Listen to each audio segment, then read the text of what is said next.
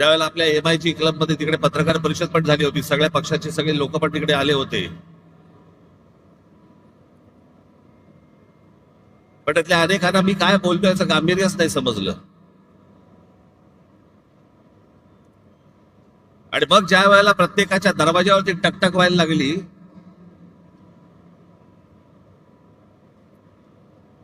त्यावेळेला कळून चुकलं की काय प्रकार सुरू आहेत ते निवडणुकीचे.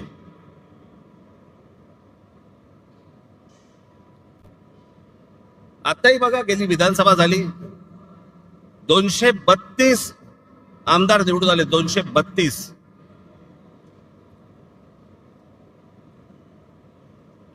232 आमदार. एवढे प्रचंड यश मिळाल्यानंतर देखील महाराष्ट्रामध्ये सन्नाटा होता. कुठे विजय मिरवणुका नाहीत, कुठे जल्लोष नाही, काही नाही, सन्नाटा कर. म्हणजे मतदार तर अवाक झालेच होते,